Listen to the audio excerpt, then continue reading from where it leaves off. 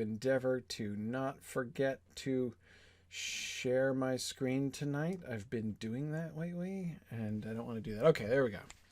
Um, uh, all right, I've got Dave with me here tonight, so that is excellent, and we're just about ready to get started. I think Right, I'm actually here. yeah, I got my recording going and everything. There we are. Yeah. Well, Dave got wind of the fact that we're discussing the frame, so he wanted to make sure not to miss that. Yeah, I don't want to miss that one. The other crap, take it or leave Yeah, it. the actual season much less important. Yeah. Yeah. Yeah. Okay. Cool. All right. Let's get going. You want to do the intro? Yes, let's do it. Starting in 3, 2, 1. Pausing for the convenience of the editors. Hello and welcome to this episode of the Silmarillion Film Project. This is not the first, but I guess the first one that I'm on that is sadly in the post-trip Yes. Silmarillion Film Project era. I don't know if you've gotten to talk about that at all. A little bit. Yeah. Well, it's an end of an era. It's very sad. Although I'd be very surprised if she doesn't show up at some point. I agree. But anyway, we must soldier on. That's one of the great themes of Tolkien. Is you got to keep going. Exactly. So the theme of loss. Yeah, exactly. And coping with loss. Yeah. Yep, well, hey, right. it's at least we're not yet at the stage in the Silmarillion Film Project when some of us who have been involved in it from the beginning start dying of old age, which could come at some point. So that's true. it's better to start bracing ourselves for these realities sooner rather than later. That's true. That is true. And just to be even more morbid, at least none of us has gotten COVID. That's true. That would be really sad. So anyway, I am Dave Kale, and probably a huge surprise to you, but you can hear I'm joined, as always, by the Tolkien professor, Corey Olson. It's probably more accurate to say that he's joined by me the way he usually does.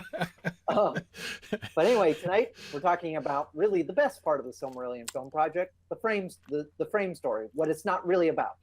Exactly. It somehow ends up being almost more interesting. What it's not really about. No, exactly. And we are really excited about the frame idea for this year. So I'm excited about that. Just a couple really quick announcements before we start today. First, a reminder about our new Signum store on Redbubble. So if you go to redbubble/people/Signum store, you will find us there. And there's lots of really fun stuff. We're putting up some new designs before the holidays. So that's going to be a lot of fun. So don't forget to go check out the Signum store there. And last night, Steven says the masks that they sell there are the best masks you've tried. Yeah, I love I have a Signum mask, a Signum Eagle mask. And in fact, I think I have it in my pocket, come to think of it. I always carry it in my pocket. That's right. Here it is, my Signum Eagle mask. Look, product placement. There we go, huh? Pretty cool, right? And they are super comfortable. It's really nice. As soon as I put it on for the first time, Stephen, I was like, whoa, that is a really nice mask. Anyway, really cool things. So anyway, so actually the new designs are up. Awesome. Cool. Yeah. So they're new designs. It's one of my favorite designs. I'm really looking forward to getting this on several things. It's a Beware the Leopard sign. This is a Hitchhiker's Guide reference for those of you who don't know the Hitchhiker's Guide. I'm totally getting a Beware the Leopard sign to put up on the Signum offices.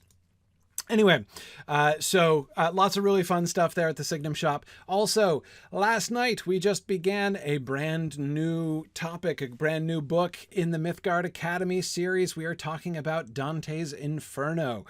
So I did my first class was the introductory session last night. The recording of that should be up soon on YouTube and the podcast. And of course, you can see the video on the Twitch channel there as well.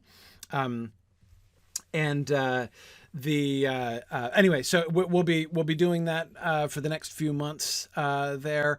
So you know, now's a great time to jump in and join. You can join us live for our discussions of Dante as we move through the poem. So that's going to be it's going to be a lot of fun. So anyway, that's just two quick announcements to begin. Now, before we get to the frame, we have a couple things that I want to finish up. That is, I want to. We've spent a lot of time thinking about the flow of time. Of course, we've spent some time discussing the overall shape of things in you know, the season 5 plot line, especially as regards humans. We knew this was a big challenge at the beginning. You know, we talked about it from the very start. How do we stage the moving through the generations of the men, and how do we want to do our time scale in particular? How, to what extent do we need to compress it, or what else to make it flow with the you know, with the scope of our narrative, essentially. And I'm pretty happy with where we've settled out. So by looking at the genealogies here, just kind of a little bit of a review from another perspective of what this looks like, and I really wanted to kind of review. So these are not the published genealogies. These are our genealogies, the genealogies that fit the story as we are depicting it here. So we've got the key dates up there in the top left corner. From 340 is when we have Finrod meeting Beor. So notice we have several different kind of periods there. The kind of gray band in the like top third there on the picture is the Nargothrond generation. So that's the third generation. So Boron basically is in that first generation of kids. That's the grandson. We have him as the grandson of Beor. So he's not born in Nargothrond, because of course Finrod doesn't meet Beor until 340. So, but Boron is young. He's like a teenager when they meet, and so he's the first generation who sort of moves to Nargothrond. Adenel, the wise woman, is going to be sort of arising as the new leader, who essentially kind of takes over leadership from Boron, as it's going to cease to be patrilinear.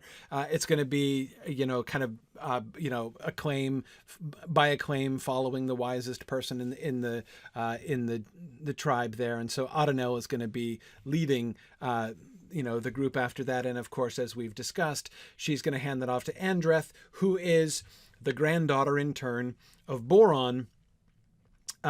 Yeah, we have, Marie says that Beor at his death gives the nod to Adenel, and Adenel is 29 at the time of Beor's death. So, you know, that's sort of a sensible handoff there. And then, of course, Andreth is going to take over. As I said, Andreth is Boron's granddaughter. So she is the fourth generation. Beor is her great-grandfather. Great-great-grandfather.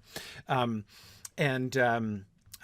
that's fine. So she has been born. So she will have been, she's born a generation into essentially the time of their time in Nargothrond. Boromir, the son of Boron, and so the great grandson of Beor will be the first in that line, in Beor's line, direct line, who's born in Nargothrond. And so Andreth is the generation after that. So they've been now in Nargothrond for some time by the time that Andreth is born. Andreth will be initiating the move to Ladros at the year 410, which which puts Andreth at age 25 at that time. So she's the young leader of the people, leading them off to Ladros, and Adenel dies in that year. So when she, you know, so she has been kind of bringing up Andreth, recognizing her potential and kind of grooming her as her successor, as the leader of their people. And she, of course, you know, will be, you know, it's not like Andreth is waiting for Adenel to kick the bucket, and then as soon as she's dead being like, okay, and now we're out of here, right? I mean, obviously this will be something that will have been discussed and is a plan that will have been blessed by Adenel before her death as well, I would imagine. Exactly, as Marie says, she agrees. Adenel agrees with the move, but doesn't make the journey herself. So there could even be, I would think we could even play that as like basically Andreth kind of waiting for that. Like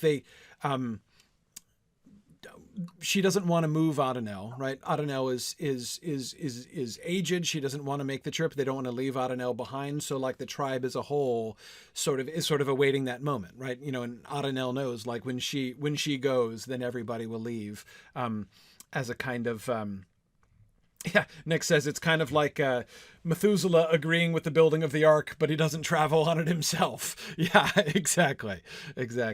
Something like that. So yeah, anyway, so that's, I think that seems to me to work really well. Notice one thing that we have working in through here is that Emeldir, the mother of Beren, we have being a descendant of Adonel herself. So we have Emeldir being the granddaughter of Adonel. So we have through that another connection and another direct link to the house of Beor, right? Andreth herself has no children, so the line doesn't continue through her.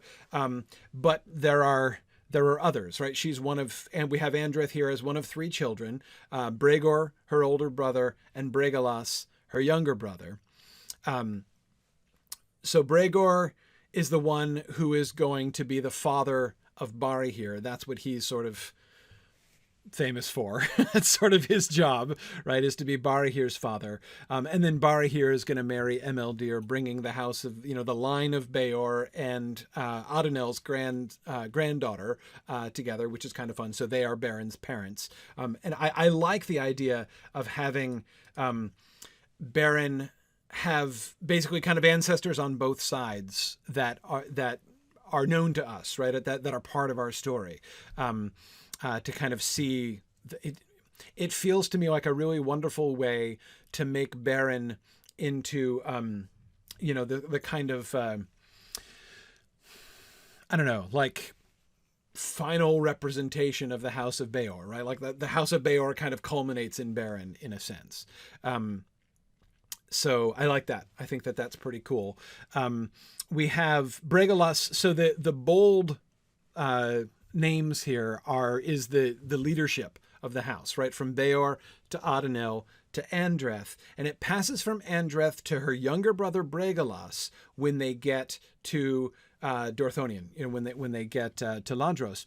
And the idea there is that, so Bregalas, he's going to succeed Andreth, not because she's retiring, not because she's incompetent, but because she foresees and begins to train him up, because she knows that a new kind of leadership is going to be needed, right? No longer is the House of Beor going to be, you know, in quiet retreat in the halls of Nargothrond, where what they primarily need is sort of, you know, the quiet wisdom of their wise leader, you know, their wise woman leaders that they've had.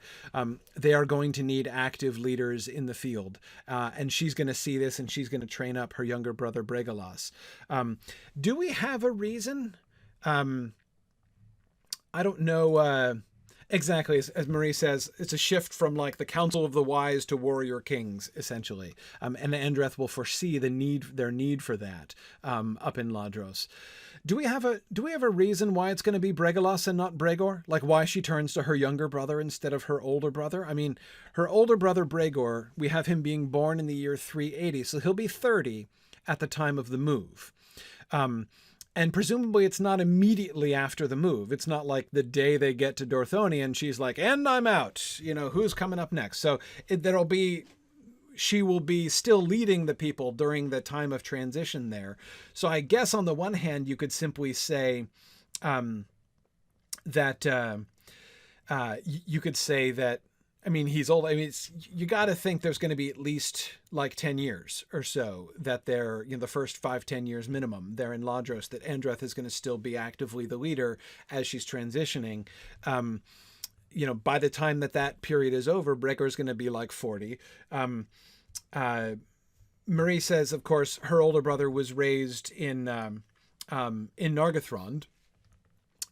So he's not exactly the future warrior king of the people exactly, whereas Bregalas is younger. I mean, as we can see, he was born in 396 by our reckoning. Keep in mind, all of these dates, these are our dates, right? We've shifted things because we've compressed the time. So these are all dates. I want to make sure there's no confusion about this. I don't want people to be writing in being like, you messed up those dates. No, we didn't mess it up. We made them up. That there's a difference. In our reckoning here, Bregalas will be 14 when they move to Ladros. So he'll still be, sort of young and moldable, right? So he will be kind of learning the ways there. And Barahir is certainly going to be, as several people are pointing out, Barahir is the one that she's really training up. He is going to be a child, right? He's going to be 4 when they move to Ladros. So Barahir is going to grow up knowing nothing other than Dorthonian, really. Maybe, 1 or 2 very slight and disjointed memories of his time in Nargothrond. I could imagine Barahir, continuing into his adult life with like 1 or 2 kind of flashbulb memories, or maybe like visual memories, like the sight of something, or, some kind of association. I can imagine us kind of playing with that in some way, but he won't have any memory of Nargothrond other than that. If she were to, so one question is, so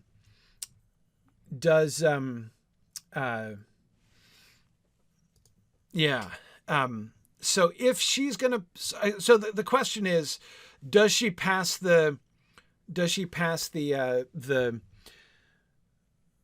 torch, the leadership torch, to Bregalas at all, or does she just pass it directly to Barahir and train him up? And I guess it depends on how long we want that to take, right? Because he's 4, right? So if he's 4, he can't realistically take over as leader until he's somewhere between 16 and 20, right? Even if he's very precocious, handing him the leadership reins at the age of, 15 is probably not a good idea, even if she's been consciously grooming him for a decade, right? So, let's assume he's 20 when he becomes, the leader of the House of Beor.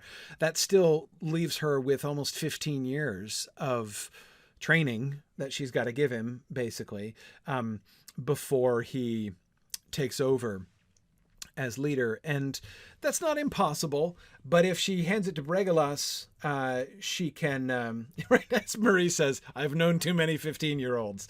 Yeah, no, I hear that. But Rhiannon, I agree. I think if, Rhiannon says if Andreth's brothers are not called the leader, they would probably still be involved in the leadership, again, especially as they're beginning to transition, as would certainly happen within the first 10 years, right, to a more active leadership. So it seems to me that the best way to handle that kind of situation would be to have, and Rhiannon, I like your idea that Bregor requests to be passed over. Like, he's just not the leadership type, right? Maybe Bregor is like a serious introvert, and he grew up for his first 30 years in Nargothrond, and he's willing to go along and to learn a new life, but he has no real interest in becoming, a woodland ranger and warrior chief. He's still going to, he's kind of, I think that one of the things that's going to be inevitable, given the situation that we've alighted on here for the House of Beor, is that there's going to be the older generation who was raised in Nargothrond, who are going to be kind of soft, who are going to have different values, and the younger generation who have been raised in Dorthonian, who are going to have a pretty different view of things, going to be much more active out in the woodland, right? Going to be much more martial in their training. Anyway, so that's we could definitely use Bregor in that way as a kind of spokesperson for the older generation. They wouldn't necessarily be like disaffected. They wouldn't, again, they can be, most of them be supportive of the move to Dorthonian, but it's going to be hard for them to adapt to the new culture, right? The culture is going to be changing slowly over time. Whereas I can imagine Bregalas at the age of 14, right? He's moving in his teen years into Dorthonian, and he would be in a different relationship with their new world, perhaps. And Barahir, certainly, representative of, as Marie called it, the Dorthonian generation, those who are, either born in or grow up entirely in Dorthonian are going to be, very different culturally, in a very different cultural place than their fathers or uncles who grew up, or grandfathers who grew up in Nargothrond. Boromir, for instance, Andreth's father, is going to live in Dorthonian with him for 20 years before he dies, right? So Barahir's grandfather is going to be around for a long time. Barahir is going to be, 24 when Boromir dies. So Boromir, the grandfather, the great-grandson of Beor, is going to live to see Barahir rule, essentially, in Dorthonian. But he is very much going to be, he's a second-generation Nargothrond baby, right? And will have lived in Nargothrond for 55 years before they move. So he will be firmly entrenched in that sort of older culture.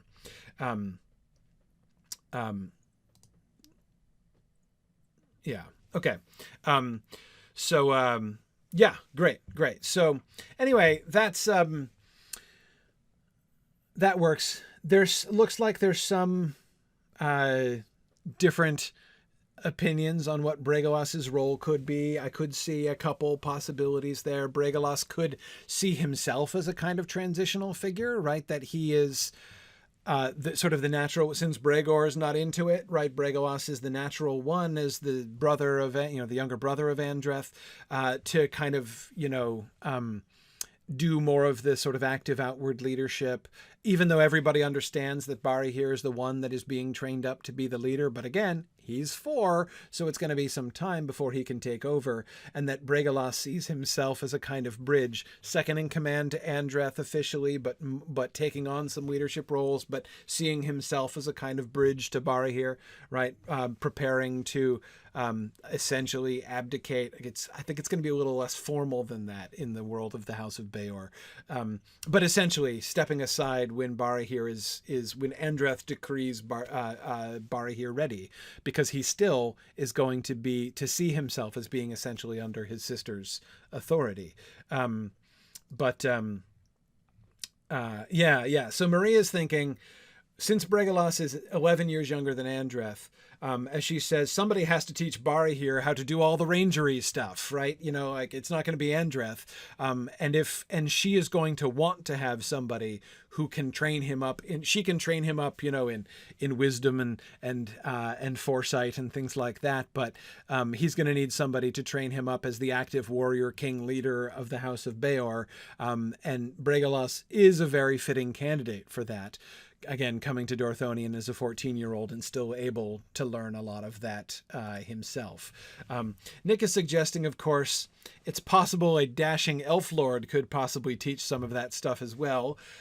That is true. That is very possible. So that is a thing we could consider, except the dashing elf lord isn't necessarily going to be in the picture for 14 years, right? He's going to recuse himself from the picture sooner rather than later, because he,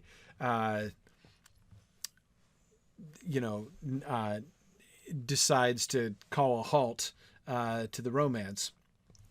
But anyway, certainly he can also take a hand, at least for a time, in influencing and training Barahir, for sure. Anyway, so... Right, and of course, as Nick points out, Bregolas is also going to need somebody to teach him. But yes, there will be elves around who will certainly be ready to help. And that, again, seems to me a very logical context in which Andreth should be meeting Aignor. Right, Aignor's, he certainly would have been in communication with Finrod, would know that the House of Beor are coming and why, would know that the House of Beor is coming there in order to support them, in order to support Angrod and Aignor, but also is going to need their support and need their help and training. And so, nothing would be more natural than for Aignor to come and establish good relations with the leader of the House of Beor, and of course he ends up establishing excellent relations with the leader of the House of Beor, as it turns out. Only too good when when the result is known. Okay, so I see we still have some things to kind of sort out there about exactly, and Nick seems to be holding out hope that maybe Bregalas could serve another role. He wants an angry young an angry young man generation, like the angry teenage rebel generation in Nargothrond, part of the people stirring up trouble. And so I think he was thinking of maybe Bregalos for that role. And it's possible to do both, Nick. Yeah, absolutely. Bregalos can reform. Bregalos can reform, right? It's like, when he's 12 and 13, he's a bit of a handful, right? But he channels this positively, right, when he gets to Dorthonian and has something to do. I think that could work. Okay, cool. And then, of course, I'm skipping. Bregalos, of course, is the father of Baragund and Belagund. Now, the folks with the little crosses next to their names, of course, are all slated to die in or around the Dagor Bragollach. Bregalos will die in the Dagor Bragollach, and then Barahir, of course, dies 5 years later as a fugitive and outlaw, as we'll get to in the beginning of the next season, right? But that's ultimate. So Bregalos, I think it's a pretty cool opportunity for us to have a character whom we can really connect with in dying. It's another human character whose death in the Dagor Bragollach is going to really mean something. We will have seen Bregalos grow up from his perhaps his unruly teenage days in Nargothrond to taking a very positive and really kind of mature in the sense, like humble even, role. Humble in the sense of him not seeking power for himself, his willingness and preparation to step aside for Barahir when Barahir comes of age.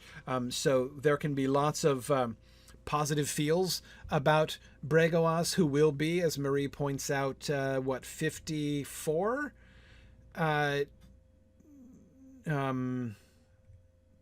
No, 59 at the time of the Dagor Bragollach. So he will be a senior warrior at that point, still fighting for his people, and so his death will be the most. I think of the people who will be dying in the Dagor Bragollach here, he is the most impactful one of those from this family. So that's good. It's good to have a good named death planned here for the Dagor Bragollach from this family. I still feel like we need to think about Emeldir a little bit more. I wanted to. Did I talk about this last time? I think I mentioned this last time, that I always felt that Emeldir's story, as she leads as she takes up the leadership of the refugees, right, as they leave Dorthonian, while Barahir and Beren and the others stay behind.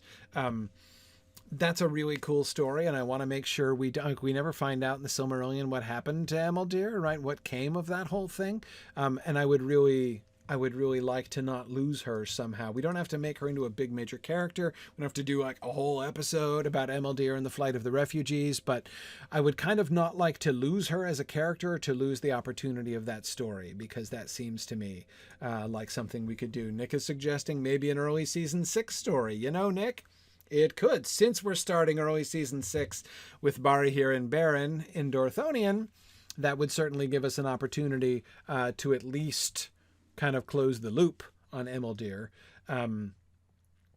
Yeah.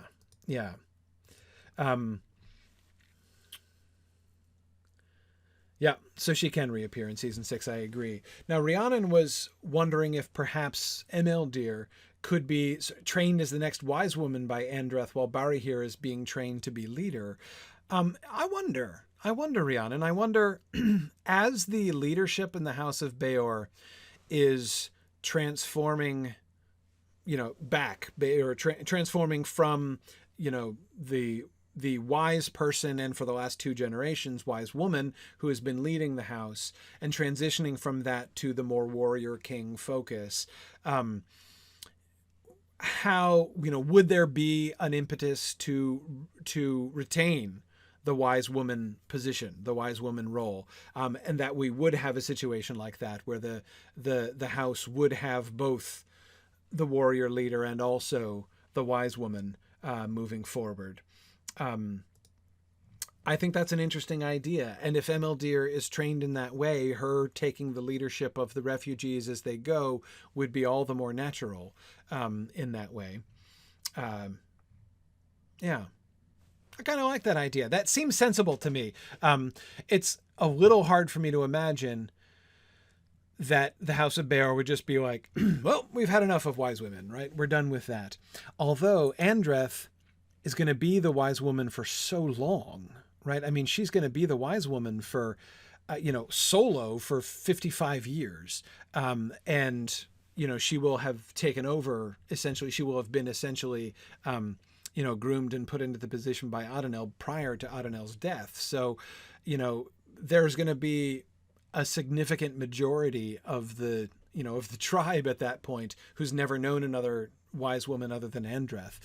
So it's also possible for me to imagine that the wise woman, like the role, the traditional role of wise woman, might even be, in the eyes of the rest of the House of Beor, come to be like identified with Andreth herself, such that when she dies, like, how can you elect another Andreth, right? There isn't another Andreth.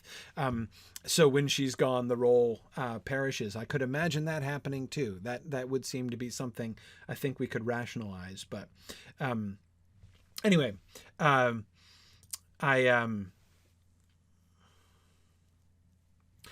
Florian is suggesting maybe Emeldir could have a scene with Morwen and Rian, and maybe there's one of them saying goodbye to their fathers. Introducing the girls there, I think would be important for us to show them at some point. Again, even not just to make them a central focus, but having them appear, I think, would definitely be a really good thing. Okay, awesome. So this is great on the House of Beor. I'm loving this story, and I think this flows really well and works great. So, House of Haleth is a little simpler. All right, we've got. So remember, it was 340 when Finrod met Beor in the battle at the stockade, the kind of defining early moment, right, when their stockade is attacked by the orcs and Haldad and Haldar are both killed, is 385. So 45 years after the original contact. Remember, the House of Haleth comes into, the Haladin come to Beleriand a little bit later on. But they've also been living there fairly peacefully for a bit of a while. Notice that Haleth is born 15 years after Finrod and Beor meet. So and she is 30 at the time of the battle at the stockade. So Haleth is not like 16-year-old girl who picks up a shield and an axe and starts killing orcs, right? That's not the story that we're looking at here. She is a 30-year-old woman at the time of the Battle of the Stockade. So she is already established. And I would think, look, a character with the strength of will of Haleth is not made overnight, right? Like, she didn't suddenly transform into the Haleth that we know and love at the Battle of the Stockade or after it, right? So I'm thinking that her role, even prior to the Battle of the Stockade, it should be pretty clear. I think that her younger brother, Haldar, or her twin brother, Haldar, rather, should be deferring to her. Basically, I think it should be pretty clear who's kind of wearing the pants in that family. And it doesn't necessarily mean that Haldad necessarily, is planning to, that like Haleth is going to be the leader of their people someday, but it's not like it's going to shock anybody, I think. I mean, again, she's 30. She's pretty well established as a character with her people. So, yeah. Now, what he does have, though, of course, as Marie points out, is a wife and child, right? So, whereas Haleth is unmarried, so the line would seem prepared to descend through Haldar. But again, I think the situation that is going to emerge, that is that Haleth will be the leader of the people and that she is going to pass the leadership to her nephew Haldan at her death. That I think is, again, probably something that is not going to take anybody by surprise. Doesn't necessarily take Haldar's early death to, kind of force that to come about. So again, this is, again, part of what I'm doing here. I want to just I want to talk through the story of each house, right? Because I'm trying to get my own head around the way that these stories are. And Haleth being 30 at the time of the Stockade battle, really, that's a very impactful thing, right? Again, it would be a totally different story if the Stockade battle happened when Haleth was 14, right? If it were really the moment when she emerges out of nowhere, unexpectedly, as both warrior and leader. If she's 30, that's not going to be unexpected. Nobody's going to be surprised by that. Yeah, good. Now, Stephen H. says that he suggests we don't have a death date for Haldan there. We have him being born at 380, so he's going to be 5 when his father and grandfather are killed, and Haleth takes over. That obviously is going to prevent any uncertainty about who's in charge. Not that there's going to ever be much concern about or much question about who's in charge when Haleth is in the room, I think. Anyway, so Haldan being 5 years old, we don't know exactly when he's going to die. He has to outlive Haleth, of course, who's going to live quite some time. We have her dying at the age of 85. And I bet she could probably still beat me in an arm wrestling competition at the age of 85. So Haldan obviously needs to outlive that, but of course the Dagor Bragollach is happening in 455, 15 years after Haleth's death. So we could have Haldan being dead by then. Stephen was saying if he's dead by the Dagor Bragollach, Hurin and Huor are described as being the wards of Haldir, his son, rather than of Haldan himself. So we can, sure. I mean, I think we've got some flexibility there. And I know that the Haladin don't fight in the Dagor Bragollach itself. I'm just thinking about the times Haldir and Galdor are both going to be dying in the Nirnaeth Arnuidiad in 472.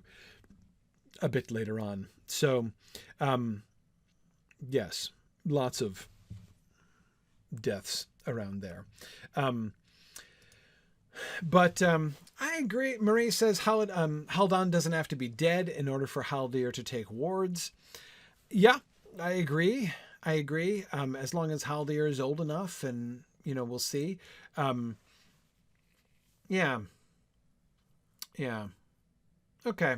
Well, I'm not going to worry about that stuff too much because the Haladin are going to drop reasonably far off the map as far as the narrative is concerned after Haleth, right? I mean, if she's dead in 4-4, I mean, again, they're not fighting in the Dagor Bragollach. And so even in the years right leading up to the Dagor Bragollach, the death of Haleth at 440, that puts her 30 years after. So she still lives and rules for 30 years after the House of Beor moves up to Dorthonian, right? So what Bari here is 34 when Haleth dies, right? So Bari here has been ruling in Dorthonian already for, more than a decade when Haleth dies. So by the time the stories progress to that point, the Haladin, I mean, honestly, like Haldan, Haldir, whose ward is Hurin anyway exactly? Not sure that that's going to matter a huge amount because I don't think that either Haldan or Haldir are going to be getting a whole lot of screen time in season 5. So I'm not particularly bothered about that. Yeah, as Marie says, they're going to appear briefly in Endreth's story, and they're going to show up for the double wedding. Yep, that's it. And of course, yeah, we will have Haleth's death off stage. We don't need to show that on screen, of course, but But yes, I mean, I think certainly once Haleth is dead, I don't think we're going to have, I mean, we'll have people on screen. Like, we should know. I mean, it's good for us to work out the genealogy, but as I say, I'm not especially troubled about working out too many of the details, because it's not really, our story is kind of shifting away from them. Then we're going to come back to the House of Haleth later on, but not so much yet. Okay. House of Hador. Now this is easier because it starts a lot later, right?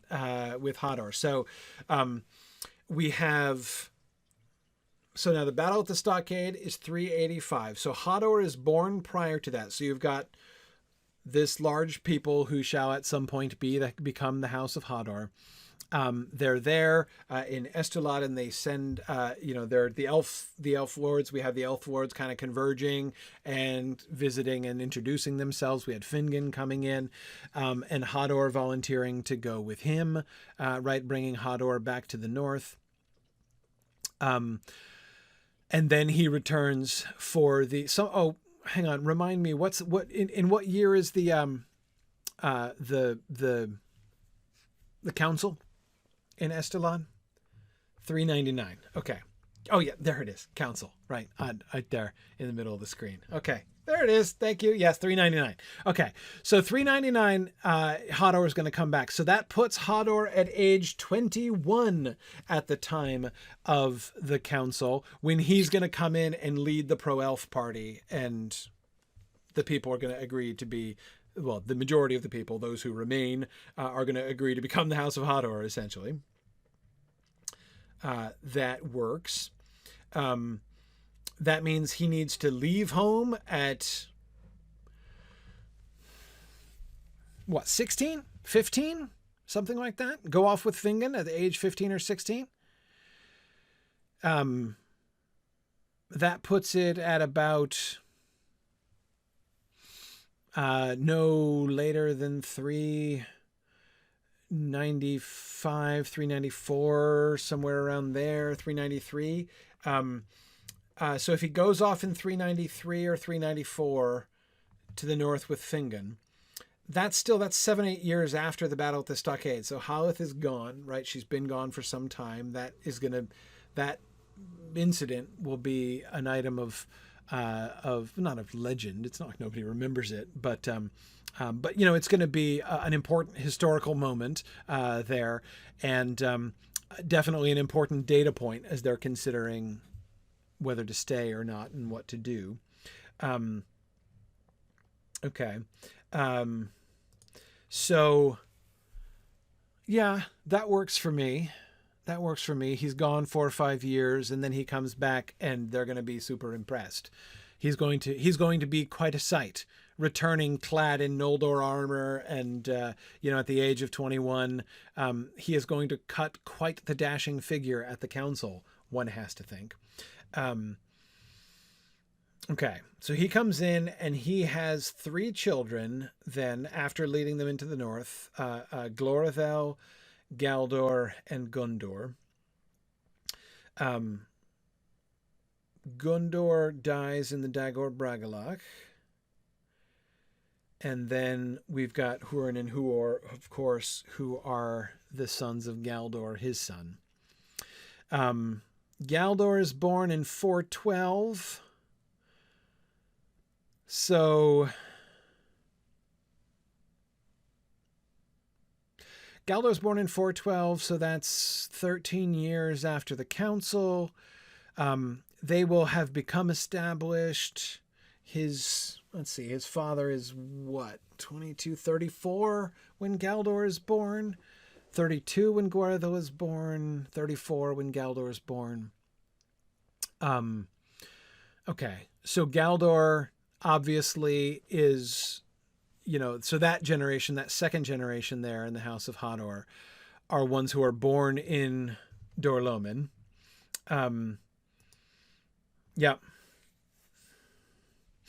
Yeah, right. Marie says he starts having kids 10 years after the move, so we can have him marry Gildas after the council.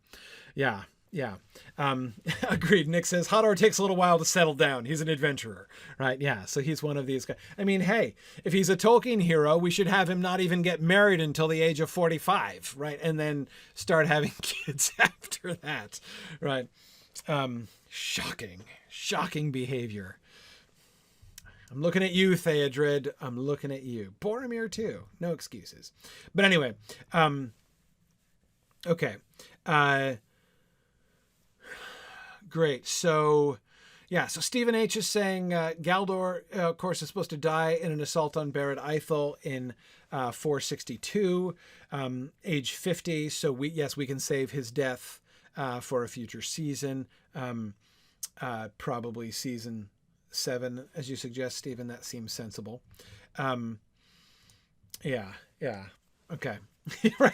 Marie says she tried to untolkienify these family trees in that way. Right. Exactly. Yeah. It's something I just don't get. I don't understand.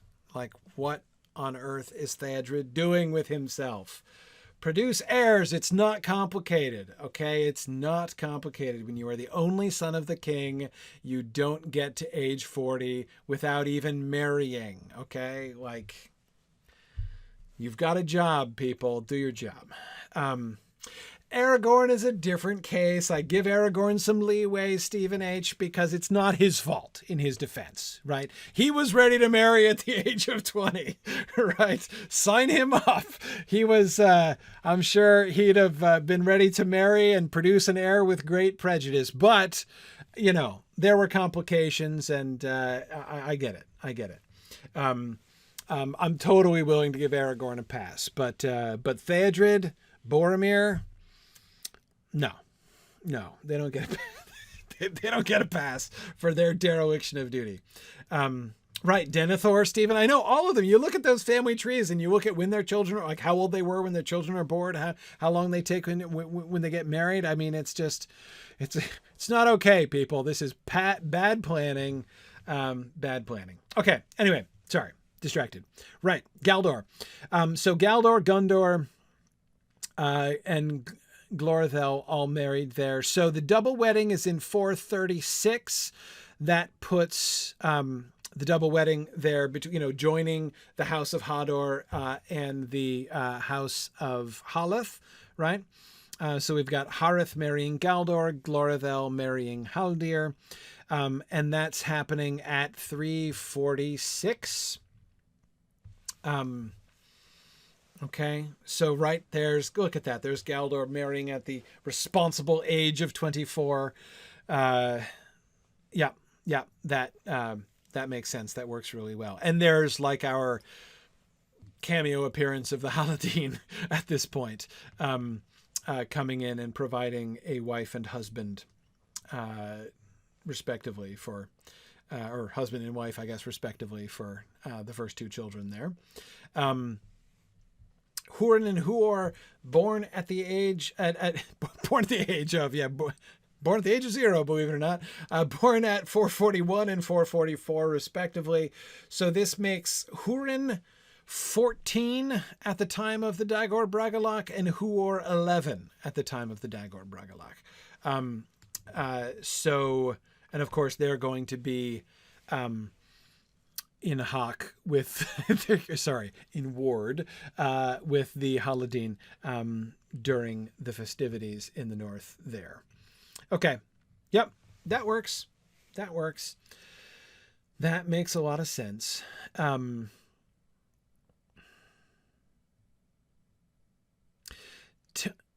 me about Gundor's role. Galdor is important as the father of Hurin and Huor, and as the heir of Hador. And so, he's going to be, so Galdor is there to be this sort of representative of, just as we have the Dorthonian generation with Barahir being the primary person in the Dorthonian generation, and Bragolas is the kind of, link to the kind of transition from the Nargothrond folks to the Dorthonian folks.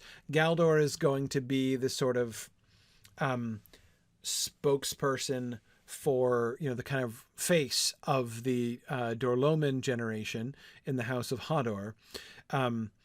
Gondor, right? Stephen H. says Gondor is the red shirt who's killed in action, essentially. I mean, we have him dying in the Dagor Bragollach, of course.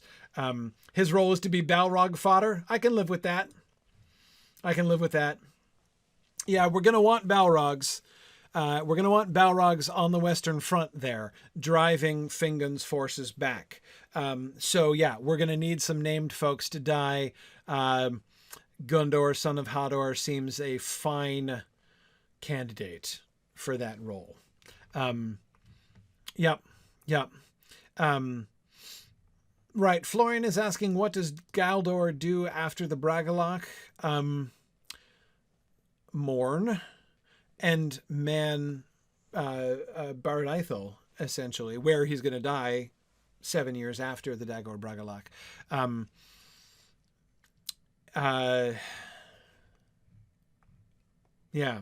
Well, exactly. As Mary says, he's Lord of Dorloman by then. He has been for 5 years already. Hador dies in 450.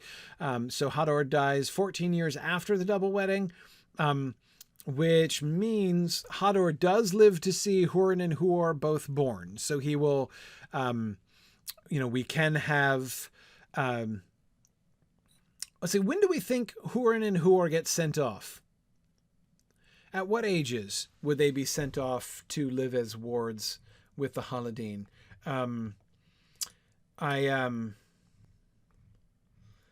Before the battle, definitely. But that's fine. But would it be after the death of Hador, maybe? Like 450-ish?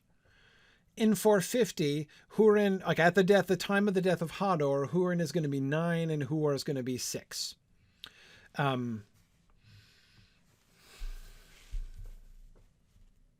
Could there even be, we've already played the, a foretelling is upon me card several times this season, so I'm not wanting to go there, but even without any foresight, any mystical foresight, that things are, they will know that. So when does Fingolfin's big push start? What's the date wise?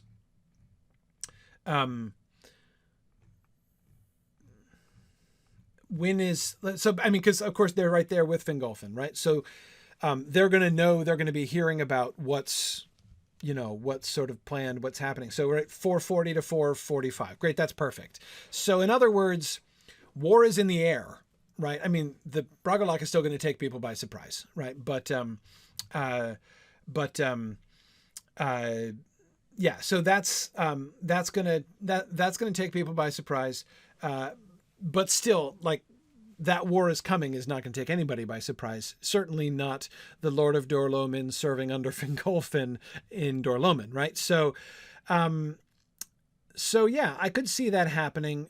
Hador dies. Hurin and Huor are both there for the funeral of Hador.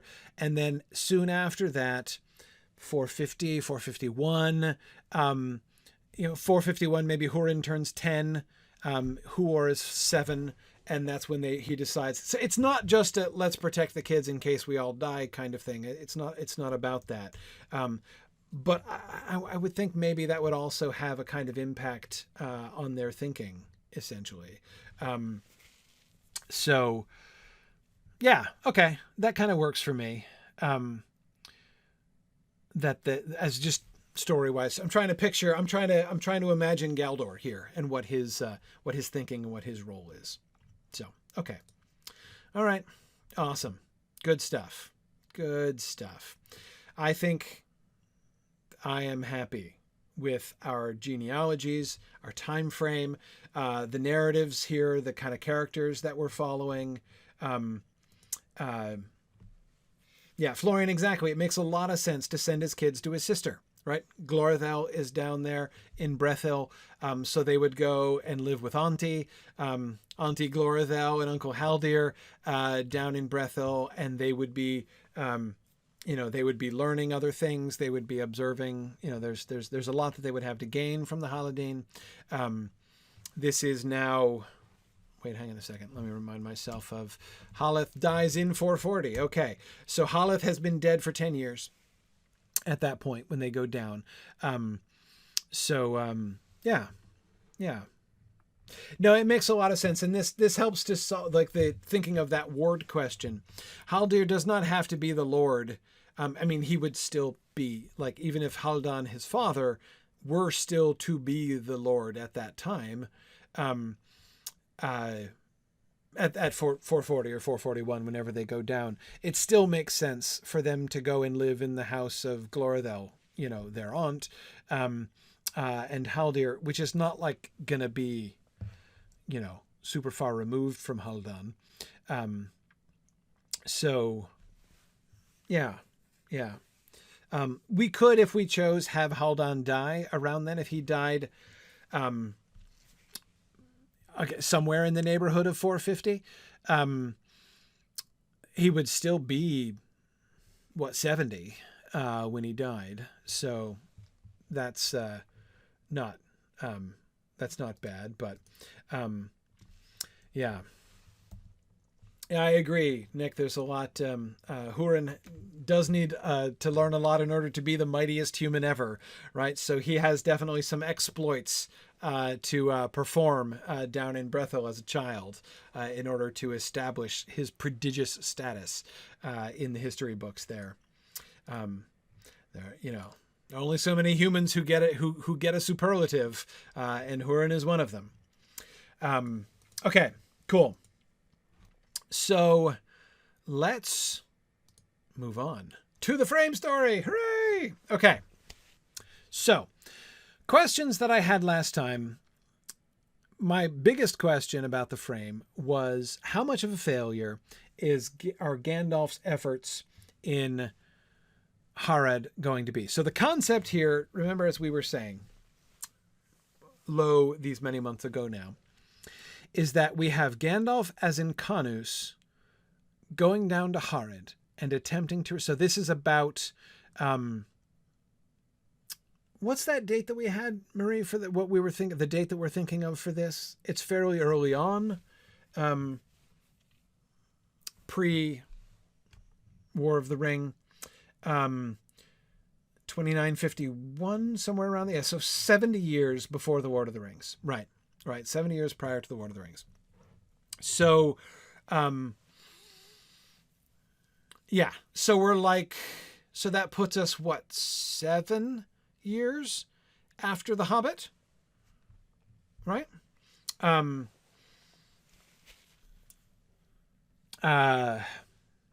like that. Okay. Yeah. 8 years-ish, right? A year before Aragorn meets Arwen. Okay. Yeah, that's fine. Great. So Bilbo is back in the Shire, and he's settling down and being eccentric, much more eccentric than he was before. And Gandalf is wandering around doing his gray wizard thing. Now, indulge me in a brief sidebar, with apologies to those of you who have been following Exploring the Lord of the Rings, because I've been thinking a lot about this frame it's been all I can do not to break out into speculations about the Inkanus frame in our Exploring the Lord of the Rings discussions over the last 2 weeks, because what we've been talking about in Exploring the Lord of the Rings in the context of our discussion of Gandalf and Saruman's confrontation as reported by Gandalf in the Council of Elrond, we've been talking about what the wizardly colors mean, what exactly it means to be the brown or the gray or the white or the blue. And in class just a couple days ago on Tuesday, we were specifically discussing the paragraph in which Gandalf responds to Saruman, saying that he has heard such speeches before and isn't impressed. Now,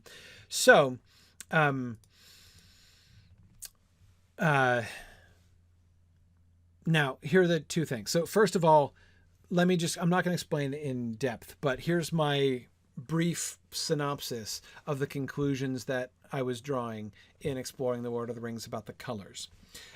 After our discussion and analysis of the Radagast scene and the Saruman scene, the conclusion that I was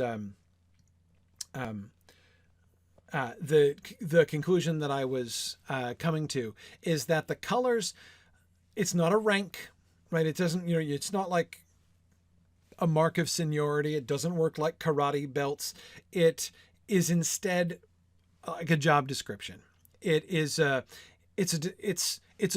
designation of a role. It's not a rank. This fits very well with the things that Gandalf suggests about Saruman and the things that he says when he returns as the White. When he comes back and says, I am the White now. I am Saruman as he should have been.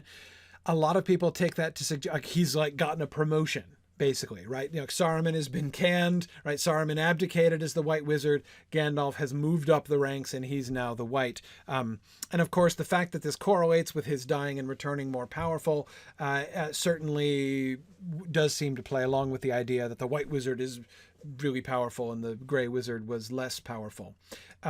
But that's not, I think, what it means. I think what it means is, again, it's about a description of a role, that to be the White Wizard is to have a particular job description. Indeed, the job description that Gandalf claims for himself later on. I was the enemy of Sauron, right? His role, as Aragorn says in the last discussion of the captains after the Battle of Pelennor Field, Gandalf is like, he's like, we should follow, we should continue. He is the one, he is the one who is leading the anti-Sauron effort. That was Saruman's job. That was the job that Saruman failed to do, that he first neglects. Because remember, that was his area of study. The arts of the enemy himself and of the Rings of Power, because his job as White Wizard and the reason he was the chair of the council is because his job was to be the anti-Sauron person, right? Which, of course, makes ultimately his failure the more obvious and profound. Radagast as the Brown is not called that because he's lesser, it's not a rank thing. Saruman does look down on him, but that tells you more about Saruman than it tells you about Radagast. As the Brown, he clearly has an academic specialty as well, right? His area of study, his area of engagement is birds and beasts, right? He is the friend of birds and beasts, and changes of shape and of hue. That also apparently is part of his bag. So we spent some time, figuring out what's the job of the Grey, right? What does it mean? Like when Gandalf the Grey is doing his job. And it's also clear, by the way, that Gandalf, from the time that he begins to discover and suspect that that Bilbo's ring is the Ring of Power, or at least is very important, when Saruman says to Gandalf that he's wandering about the lands and involving himself in every business, whether it belongs to him or not, one of the things that we were suggesting that Saruman is kind of implying there is that Gandalf is stepping onto his own turf. Like this, there's some academic turf issues there, right? You were kind of taking it upon yourself to do some White Wizard stuff there, weren't you? Right? When you found the Ring of Power, and you did that's totally my academic specialty. Right? And you did not share this information and you did that yourself. Come on now. Right. But of course the counter argument, from which Gandalf doesn't make at the time, of course, would be, somebody had to do it because you've been neglecting your job as you've been holding up here in Isengard. You've not been doing the job of the White Wizard for some time now. Somebody had to do it. So I've been picking up some of your job too. Thank you very much. But that's clearly not his job, right?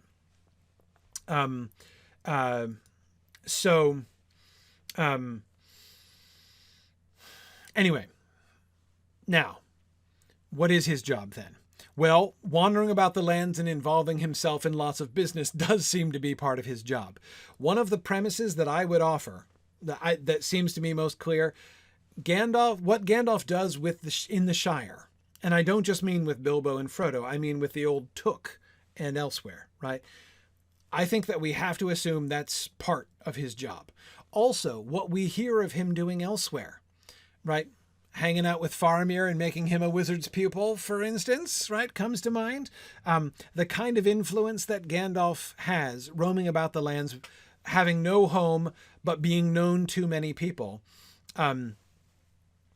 If Radagast's job description, we don't really know his job description exactly, but if his job description is focused primarily on birds and beasts, Gandalf's seems to be on people, right? To be dealing with and interacting with. You think about what he does in The Hobbit, right? Both of what he gets Bilbo into, but what he does with Thorin, to go around and to encourage and to kindle hearts, right? That's his role. So that's one thing that I wanted to say as preamble to talking about Gandalf's role in the frame story, because remember, so if this is 70 years before the Lord of the Rings, this is before he's really focused in on Bilbo's ring. He's already, a shadow's already fallen on his heart about that, but he's okay. He doesn't really suspect yet. So in other words, he's not yet like really doing much in the way of White Wizard stuff. Right, he's still mostly doing the Grey Wizard job at that point, and he, So anyway, so he's going about the lands and doing this stuff. So I think at the time that we have this frame story happening, he should be still doing mostly Grey Wizard type things. Now, Stephen H. Saruman is mentioned as going amongst men, but he hasn't for a long time. He has been in Isengard, with the exception of some research trips, for quite some time now. Saruman has ceased to involve himself in, the affairs of others, or, has ceased wandering around what Treebeard says we would call a long time ago. Right. So Gandalf for some time has been doing the wandering about, and it's clear that Gandalf does go among mortals. His friendship with Aragorn shows that. His relationships in Gondor, both positive and negative, suggest that. And even his going among hobbits suggests it. Certainly that he doesn't just dedicate himself to elves. But anyway, okay. So that's one thing. Here's the other half of my preamble. The other half of my preamble, and this is where, boy, on Tuesday I could barely restrain myself talking about the Incarnus plot, because we got to a line in The Lord of the Rings that this has happened to me so many times in exploring The Lord of the Rings, where I sort of realize I've never really taken this line seriously. And it's in Gandalf's response when he says, I want to read it to make sure I don't screw it up. Saruman, I have heard speeches of this kind before, but only in the mouths of emissaries sent from Mordor to deceive the ignorant. And the very sensible question that someone swiftly asked when we were discussing that paragraph was, when did he hear that? When has Gandalf heard speeches such as that out of the mouths of emissaries sent from Mordor in order to deceive the ignorant? If we think about it, where is Sauron sending emissaries? So Sauron has returned to Mordor and set himself up, right? He has declared himself in Mordor publicly. He's going to send emissaries. For instance, we know he has sent an emissary to the Lonely Mountain, right, to Dan. But the emissary to Dan does not make a speech of that kind, right? He doesn't make a recruitment speech. He offers friendship and an alliance, right? But he doesn't do the a new power is rising and we can join with that power. That's not, it's true friends will prosper. That's not exactly the speech that is given there. Okay.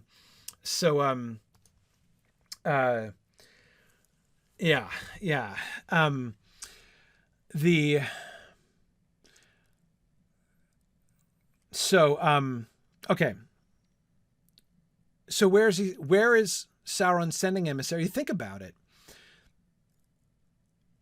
Sauron, there's nobody in all of Eriador for Sauron to send an emissary to. I mean, there's almost no peoples for him to send emissaries to. I mean, you could maybe just imagine him sending emissaries to the Dunlendings, but that's really far away, right? And that's kind of Saruman's jurisdiction anyway. I doubt it. But certainly nowhere north of Dunland. What is it? Send him to Bree, right? I know there's nobody. There's no nation of people to whom you would send an emissary. So he's not gonna send them anywhere around there. He's not gonna send, like, where else is he gonna send them? Lothlorien? No, I don't think so. Rohan? No, we know he hasn't sent emissaries to Rohan. Horse thieves, yes. Emissaries, no. Is he going to send them to Gondor? No, he's not going to send emissaries to Gondor to try to recruit them, right? The Bardings of Dale, he sent an emissary there, but again, maybe he could have sent emissaries to, like, the woodmen, like the Beornings. Maybe he sent an emissary to the Beornings to feel them out. But the list is very small of, like, people to the west, like from the Anduin over. The list is very small of possible places to whom Sauron could have sent emissaries. Ergo, the most logical place, if you're Sauron, you're declaring yourself in Mordor again, what's your priority number one? Try to recruit people, like try to can recruit the Dunlendings or the Beornings? No, that's not priority one. That's way down the priority list. Priority one is to reestablish relationships with those nations that used to worship you as a god hundreds of years ago, right? That's got to be priority number one. They're your military base, and you need to whip that military base into shape again. And that's a process. It's not enough just to reveal yourself and say, come worship me again, my peoples. These peoples in question don't know you anymore. Right? They're going to need some convincing. And this, of course, again, I've been thinking about the Gandalf frame in every class I've taught for the last couple weeks. In last week's session, which was the final session that I did on Morgoth's Ring, we were looking at some of the Myths Transformed sections, the very last section of the book, of course, because it was the last class. When, in particular, some of those passages in Morgoth's Ring, when Tolkien is talking about Sauron and Sauron's motivations, and specifically comparing and contrasting Sauron and Morgoth. And one of the things, of course, that Tolkien emphasized, which really kind of struck home when I was reading at this time, was that Sauron had a job of work to do. He doesn't just have to recruit men. He certainly doesn't have to just, like, roll out his banner and everybody flocks to be in his armies. He doesn't even just have to recruit people and have them come in his armies. He has to corrupt people in order to get them to come in his armies. As Tolkien says, it takes a lot of doing to bring humans to the place where they are willing and happy to march side by side with an army of orcs, right? I mean, that's not trivial. You can claim to be the ancestral god of their people, and that's fine, but they're going to see the orc armies, right? They're going to suspect that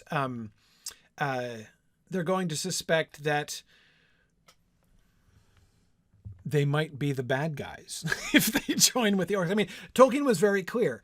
Humans have to be, like, their wills have to be corrupted. They can't be dominated. Sauron does not have the power to override the individual wills of every human in the armies that march with him.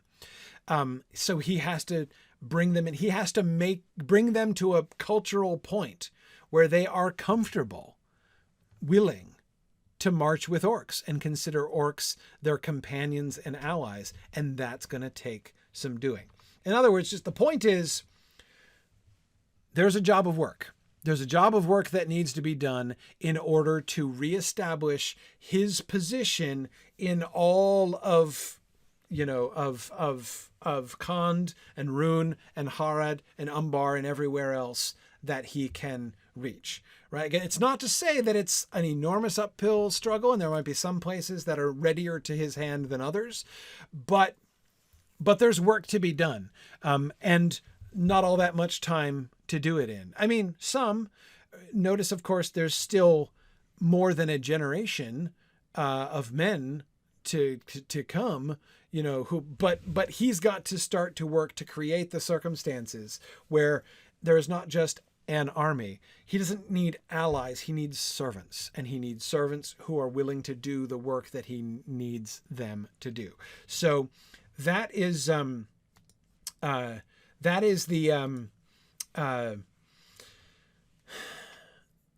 that's the sort of political situation, Sauron's situation at this time.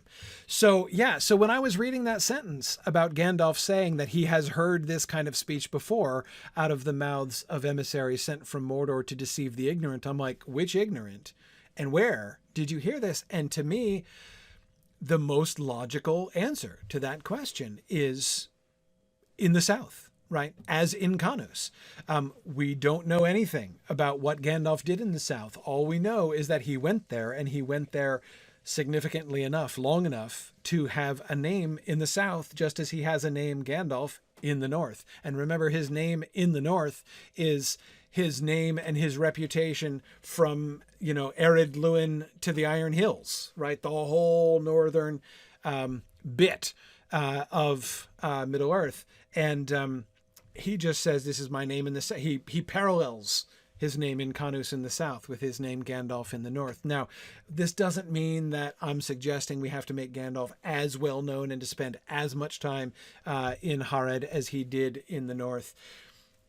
But the passage with the names, that's the parallel, right? That is established there. So he must have spent some time down. So anyway, so I was like, the whole time, I'm like, I want to talk about the frame story. So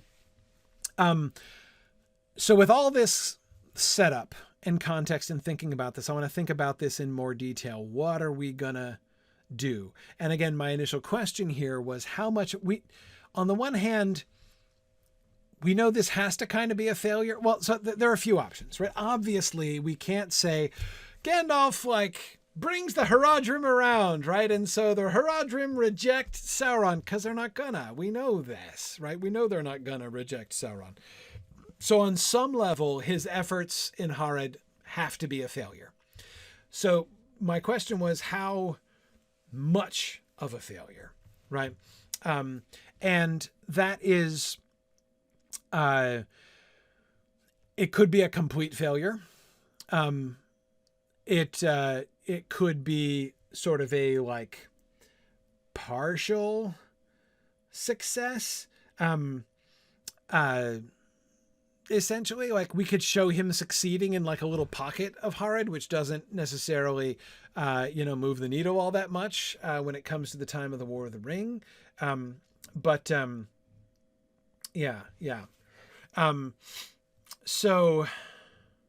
And yes, as Florian says, and this is very true, Florian says there is no the Haradrim, right? Gandalf could bring thousands around and there'd still be more than enough room left for Sauron. Yeah, exactly. So this is one of the things that we need to be thinking about. Namely, what is Gandalf's plan? Before we can answer the question, to what extent does he fail? We need to answer the question, what's he trying to do? Exactly, right? What is Gandalf's purpose down there? So see, Stephen H., I resist this idea. I resist the idea that the Haradrim have been in Sauron's pocket since 2900. No, I don't think so. Again, that simplifies matters too much. It is a huge area of land which is going to have multiple nations in it, all of which have different cultures and traditions, which are going to be related by this time now, related to Sauron differently. I think that we can show some of those differences. We can show, and again, I think that there is still going to be a lot of work to be done. Because, if Sauron could declare himself in Mordor and immediately snap up an army from Harad and Hurin, right? Instantly. I mean, like, they're all like, yes, master, we are here. We've been waiting for you to return, right? We're already enlisted. Why would he even need to wait so long to invade Gondor, right? He could have done it generations ago. No, I think that there's a reason why he's taking as long as why he's building his armies for so long. He's not been there, right? He's not been, right. Marie was just asking that too. Then why wait? 70 years? Yeah. So there's a lot of multiple generations of people in multiple different places.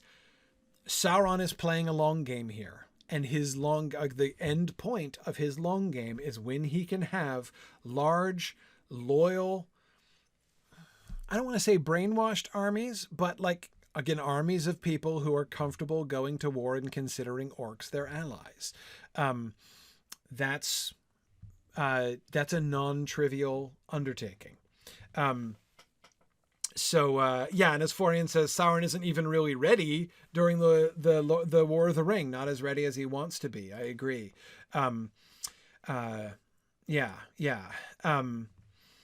Right. As Marie said, he might be an ancestral god, but do they believe he's the same guy and he's really back, or is this an imposter? I mean, yeah, somebody's saying, hey, I'm the god of your ancestors. I mean, that takes a lot of believing, as the gaffer might say. So, yeah. Anyway, I think there's a lot of opportunities here. So, okay. So back to Gandalf. So what's Gandalf's plan? Exactly. I think that Gandalf's plan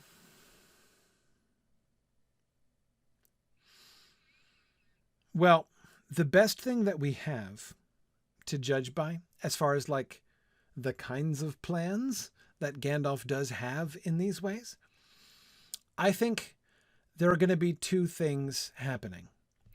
On the one hand, he is going to see the strategic need, right? There will be some just pure calculation on Gandalf's part. Some of it will simply be motivated by, I would like to attempt to undermine Sauron's efforts in this region.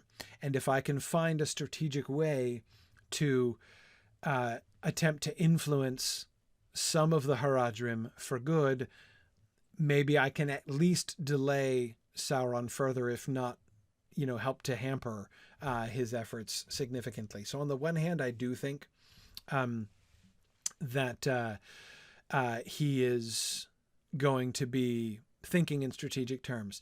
But he's Gandalf. I don't think that's the only way that he's thinking as well. I think that he is going to be traveling through the South. At some point, right, he will have been traveling around the South. We know he went there.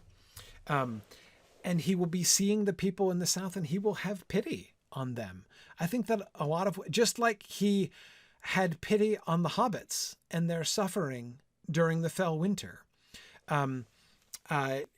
this is part of what motivates him to get involved with hobbits, as well as seeing their suffering during the Long Winter, not the Fell Winter, during the Long Winter. This is one of the reasons that he starts getting connected with hobbits at all. Anyway, so I think compassion, basically.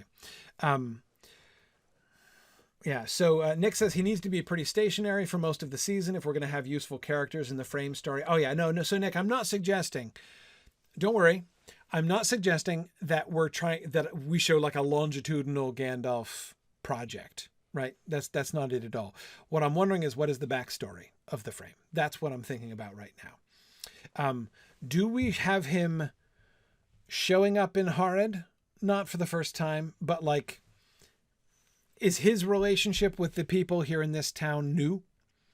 He comes in, maybe he chooses it strategically. Again, he's doing strategy, and he identifies an opportunity in a particular time and place, right, to have an impact. So he goes there, and but it's kind of out of nowhere. As far as the local residents are concerned, he's coming in out of nowhere. Or we could do it another way. He's been there before. He's traveled in Harad before. He's always traveling around, right?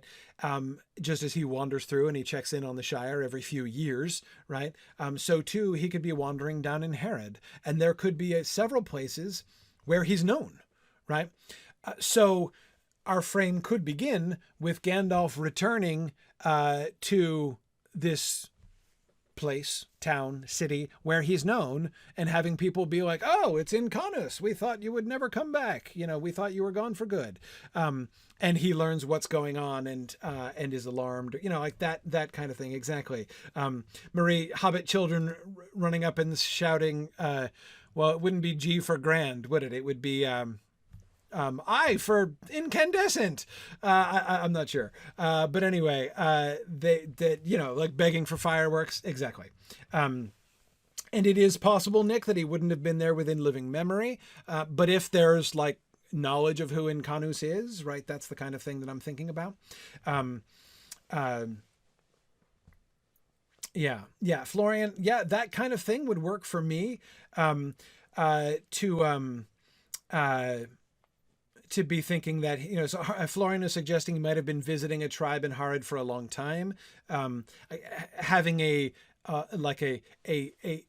Took family-esque relationship, right, with a family or a tribe there in Harad. But Florian is suggesting maybe he went there less and less after Dol Guldur. Dol Guldur, Gollum in the Shire became really central to his plan, so he's been in the north a lot lately. And so he's not been there. So his things have kind of run to seed in his absence, right? That would be interesting, I think.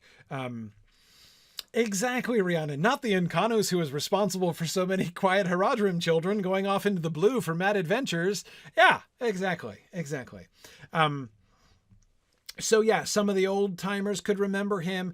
There could be a Bilbo, right? A Bilbo, like somebody who is now, middle-aged, but who remembers, his particularly excellent fireworks, from his grandfather's birthday parties, kind of thing. Again, right? That same kind of relationship. Bilbo does not know Gandalf, right? Doesn't remember. He barely remembers Gandalf, but he knows his name. He does have this childhood memory of Gandalf, but he's never met him before, right? So that's kind of the other model that I'm thinking of. Again, either like Gandalf doing covert ops in Harad and coming in out of nowhere, or there being essentially a Bilbo figure. Now, the thing that's attractive to me about the Bilbo, there are two things that are attractive to me about the Bilbo idea. One is I really do like the idea that Gandalf as Incarnus has established himself over a significant amount of time in Harad. That this is not like, he's not just this late in the game, 70 years before the War of the Ring, being like, oh, yeah, I should probably look into Harad, right? Maybe somebody should not neglect Harad anymore. I mean, that's, I kind of don't like that approach. The idea that he's been there and he's been trying to keep an eye on things as much as he can seems to me to fit a little bit better. The other thing that I really like is, Nick, I'm thinking about some of the things that you have been sort of suggesting or requesting in your discussions of the frame story on the discussion boards, namely that we have a focused small number of characters. Should there be a Bilbo-esque character, right? Someone who is an approximate kind of parallel to Bilbo, a single person who would remember Incarnus, at least know the name, and have some sort of awe and respect for him, and therefore be willing to kind of take him in and explain to him what's been going on, and so be Gandalf's source for learning about what's happening in the region, and his ally perhaps in attempting to do whatever it is that he attempts to do. That would focus our characters within the frame pretty significantly. Anyway, so that's one of the reasons why I kind of lean towards that. I certainly think that Nick is very sensible in his arguments about this, that we don't want the frame to be, an epic storyline with a cast of thousands. We want to keep it contained, and keeping it focused on having a very small number of people appearing on screen during the frame seems certainly like a very sensible way to handle that. Marie was saying that Hakan was arguing for that too. Dave, go ahead. I was going to say, but you could do you could do some kind of like just maybe the opening scene of the frame where you have a lot of establishing shots and you're setting everything up. That might be where you could very quickly sort of like, whether they say one word to Gandalf or they're just in the background, but you could introduce this notion that Harad is like a bizarro Hobbiton. Right. Right.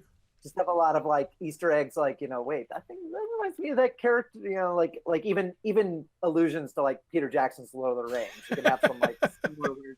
Yeah, I love this idea of Harad as the Bizarro Shire. Yes, the alternative Shire. Where Gandalf's just running the Gandalf playbook. He's got exactly the same playbook. He's running it here. He's finding all the same people. But then maybe only one or two of them are actually like, actively participating characters in the season. But I think you could invest a little time in the first in the initial scene, like establishing that like this should look, if you know the book, if you know the books and if you've watched the Peter Jackson trilogy, this should look familiar. You've seen this before. Right. Yeah, no, I that really appeals to me too. I like that a lot. And again, to me, I like the idea of kind of personalizing this a little bit more for Gandalf, right? Just as he says he would hate to see, the Tooks and Brandybucks and the ridiculous Bagginses enslaved by Sauron. Well, he's not going to want to see these people enslaved by Sauron either, right? So partly it's strategic, yes. But I think it's not going to be just calculated on Gandalf's part. He's also going to have built a relationship. As you say, he's going to have run the Gandalf playbook there. Established himself as friend and advisor, fireworks maker. That's a good point too. Like that could lend some additional weight to that when he says that, 10 seasons from now. Right. Like we could turn that from kind of, I think probably a lot of us, when we read it, we imagine it as a hypothetical, right? Or maybe you're imagining the Scouring of the Shire when you think about it, if you've previously read the book. But like, we could actually leverage that into like, Gandalf's he's seen that side of it. He's watched that happen. Yes. And he's like really desperate to prevent it from happening this time around. Yes, he has seen what it looks like. And he has seen a community that he has also loved and been connected to be enslaved. Yeah. No, I love that. I think that's really cool. Okay. So Stephen Cover was asking, he says, one of the biggest issues is what would cause him to leave just as things are getting dark? Does he think things are better than they are, or does something cause despair in him to give up? Well, that's why I think that this season has to end in failure. I mean, I think that the season needs to end with the community becoming enslaved, essentially. He's not gonna abandon them until there's no other option. And the no other option in question would almost have to be the community itself turning against him, right? They're not going to be forcibly enslaved. They're not going to be like, we're not talking about ending the frame season with like the people of the, the, as you say, the Bizarro Hobbiton being dragged off in chains, right? We're talking about them putting up a statue to Sauron in the middle of the square at the end of the season, right? Them choosing to them choosing Sauron over Gandalf and Gandalf having to flee, like for his own safety. That's where I would see the frame ending. There should be a grim conversation at the end. Gandalf like catching a glimpse of, I don't know, some young person he's befriended who's joined the Sauron youth. Yeah. And Gandalf sees him and says, "What are you doing?" And the kid has some justification for why he has to do this to help his family or something. And Gandalf's all bummed. Yeah. Yeah, this is great. I love this idea. Yeah, I can see a few different possibilities here, right? One would be so we could mitigate Gandalf's failure by having like the Bilbo parallel character that he comes in and really connects to first. We could have like that one guy him succeed with that one guy, right? But the guy has to also flee town before the at the end, or we could have him fail even with, so like the Bilbo parallel character is the one who exposes him and casts him out at the end. That I think is, or Stephen is right, or plan C, his friends are killed off. Yes, that would also, which I don't want to discount bloodshed and battle at the end, because that will be parallel with the Dagor Bragollach, right? That will be, we will have 2 frame episodes that are the frames for the Dagor Bragollach episodes at the end. So yeah. Nick, I hear you. Nick is saying that having them killed off feels a little bit like a storytelling cop-out. Well, it certainly could be, right? I mean, if we have things going swimmingly, right? Like, and they're like, yeah, we agree with Incanus. We're gonna change things. And then they all like die, and then Gandalf's like, well, okay, back to the drawing board, right? Yeah, that's not a great story if we do it that way. But basically, to have them, I don't think it would necessarily be a bad story if Gandalf's inspiration and encouragement to them leads, like, they sort of take that and begin a rash adventure, right? And, maybe the Bilbo parallel character speaks out against, and tries to, and maybe Gandalf is like, I'm not sure we're ready for this. I'm not sure this is the move, but his friend and ally is like, no, I'm not going to let this happen to my people. So he stands up to defy the Mouth of Sauron, or whoever we have be the central bad guy. I think we need a central bad guy in our frame. And then he gets killed, right? Or like captured and tortured to death or whatever. That wouldn't be so much of a cop-out, especially if it kind of looks, again, that might be a little too on the nose as far as the parallels are concerned, right? We don't want to make the Bilbo character too Fingolfin-ish, in his final resolutions or ultimate fate.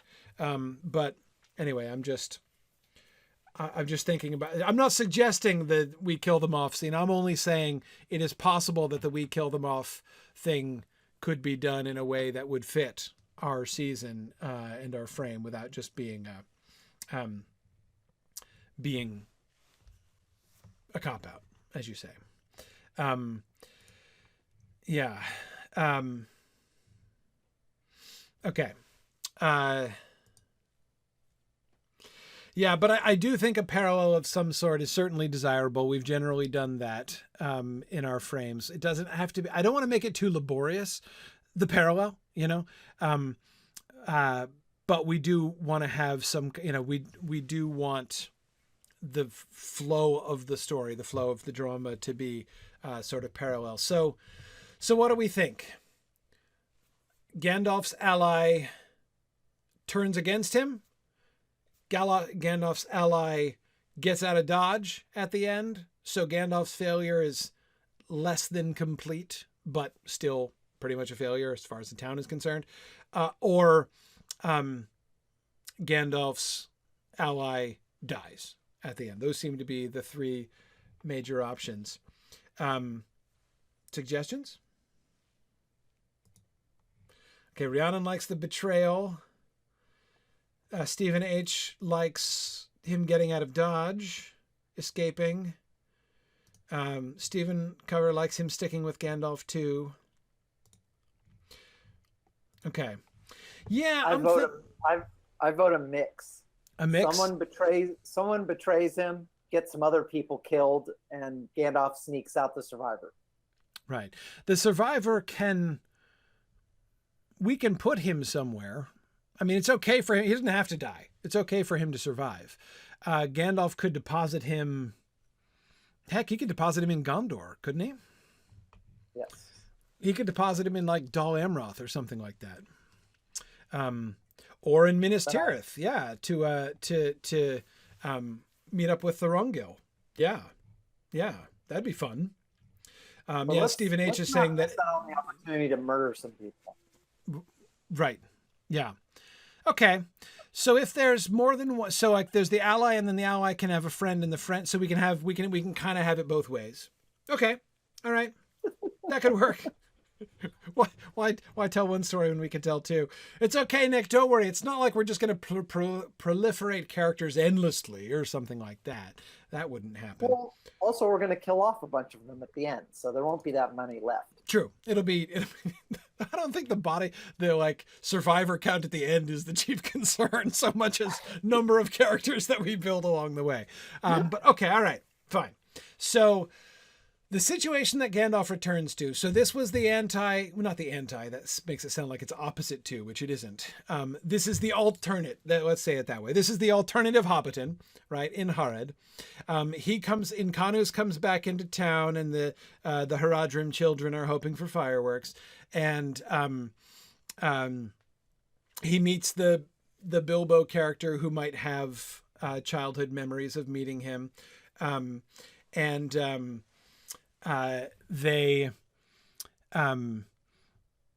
He meets the Bilbo character, and the Bilbo there would even be a kind of like the parallel to the sort of like the parallel to the Tooks, like the sort of rambunctious young Haradrim who had been encouraged by Gandalf and whose hearts had been kindled by him previously, and those of their forefathers.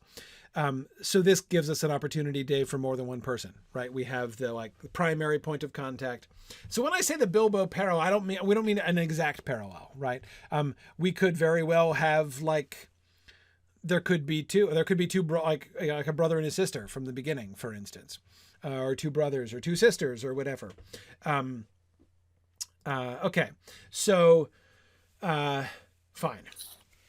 And then one can betray him and one cannot. So that way we have, an internal betrayal too, which is particularly heartbreaking. Okay. And he comes in but what's been happening? Well, Sauron has declared himself, right? So there's recruiting going on. Now, what's Sauron's plan? Sauron's plan is he's going to declare himself to be God. But again, remember, his long-term, he's not like out there saying, enlist now, join the army of Sauron as we march in the west, because it's not what he's doing. Right? Instead, what's phase one of Sauron's return to power plan? Right? Phase one is going to be, I'm going to send emissaries out with speeches intended to deceive the ignorant. Right? That's his plan. So he's going to say, I'm going to go out. I'm going to the message to them is going to be a new power is arising, right? It's proven friends will grow as it grows. He's going to be given, and not exactly the speech of Saruman, but again, that's going to be the thing that Gandalf is referring to when he says that to Saruman. Yes, Nick, exactly. The cult of Sauron has to gain power in Harad. So it's not just going to be like a political recruiter coming in. It's going to be a priestly figure coming in, calling them back to their ancient religion, right? To revive the cult of Sauron from ancient times. Sauron the Great has returned, and again, the new power is rising. And there would be incentives for them to join. Now, several people, I believe, had been suggesting that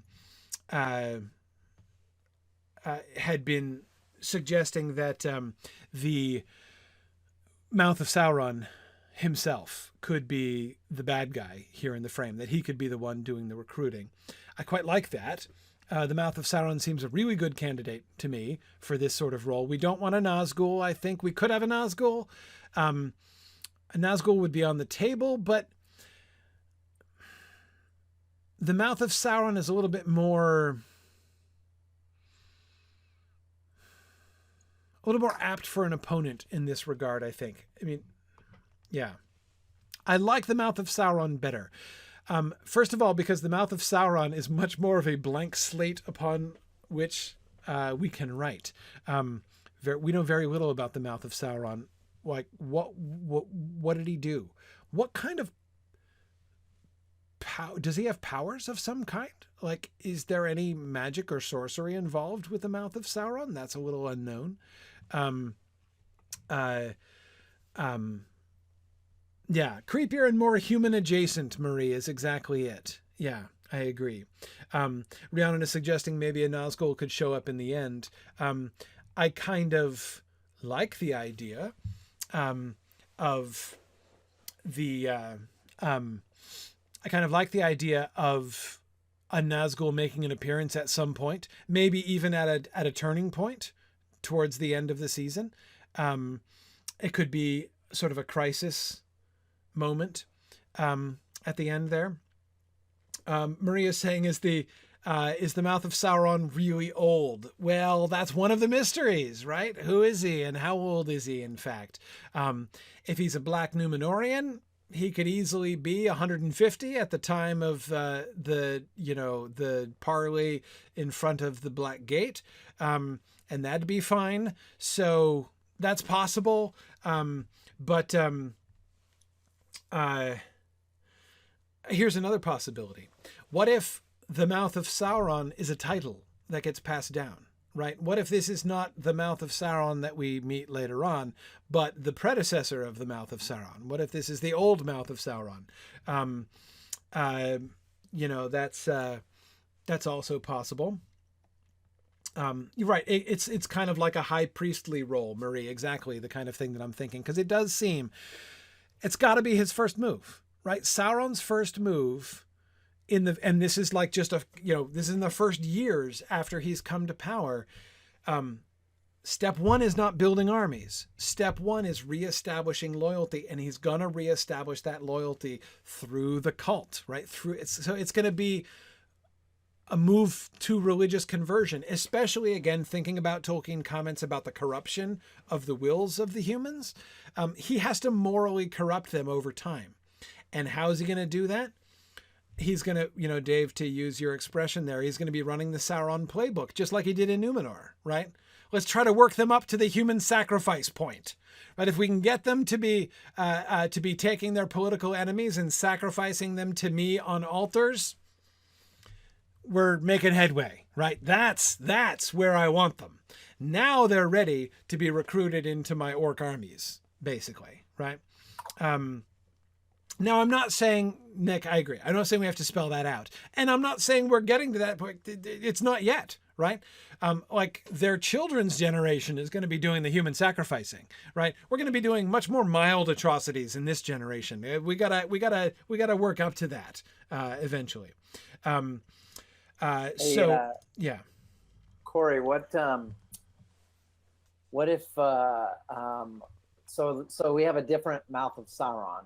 And what if it turns out? What if we set it up to where it turns out that one of Gandalf's buddies becomes the future Mouth of Sauron?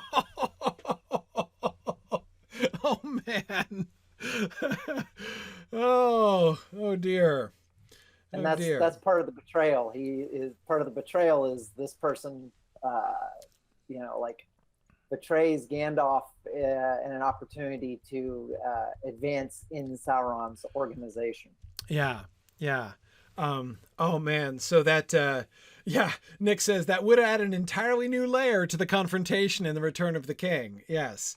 So thou art the spokesman, old graybeard. Oh man. Yeah, that's pretty epic. It's pretty epic. That would be fun. I'm not opposed to that idea. Now, Stephen H., there's nothing to say that it couldn't be this. It could be. Like I said, it's fine. I would be fine with that. By the way, why couldn't we? Stephen H. was just saying that, but hang on, the Mouth is stated to be a Black Númenórean, not one of the Haradrim. Well, why can't he be both? Who's to say that there's no Númenórean blood among the Haradrim? Why shouldn't there be? Indeed, perhaps that's one of the reasons why Gandalf chose this village in the first place, because he saw that there was Númenórean blood here and thought that was perhaps something that was an opportunity. So like the Took family, parallel, right? Just as he chose the Tooks, and because of who the Tooks were, not just like their political power in the Shire, but their potential, right? He recognizes that like there's good metal there, right, in the Tooks, that can be encouraged, right? That can be brought to life.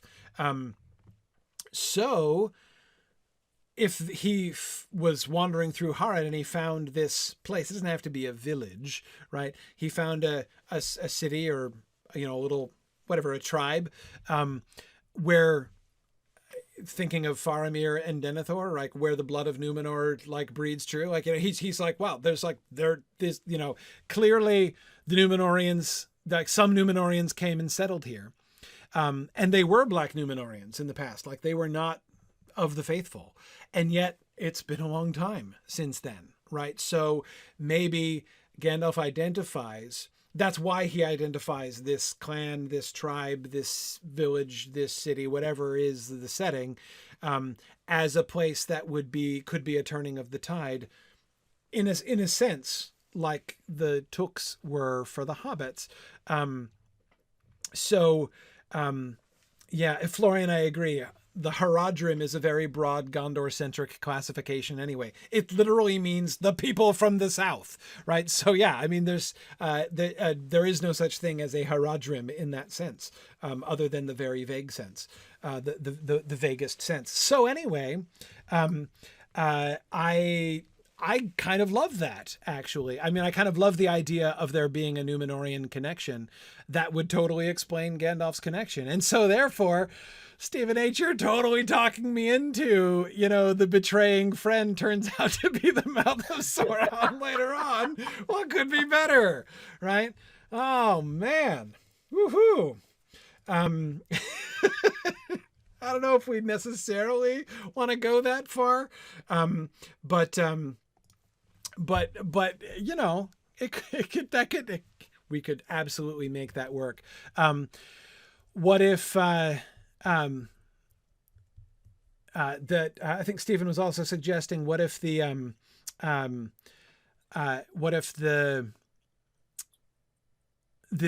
big bad guy, is a woman, right? So like we have like a high priestess of Sauron who comes in, to not influence the people, because the cult of Sauron would not be in a public opinion swaying frame of mind, right? They would be coming in and establishing a new regime, right? They would be, you know, it's not going to be we really think guys would really love this new Sauron religion that we're bringing to you, right? They're not knocking on the door, handing out pamphlets. They're coming in and saying, Sauron the Great has returned, and those who are not faithful to him will be destroyed, right? I mean, it's going to be a fairly strong appeal, on their part. Yeah. Yeah. Yeah.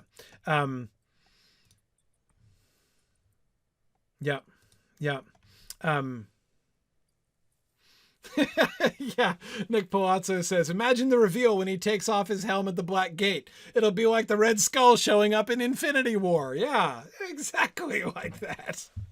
Exactly like that. Boy, was I surprised when that happened, Nick. Also get Nick Kroll to do the voice. Yeah. Yeah. Yeah.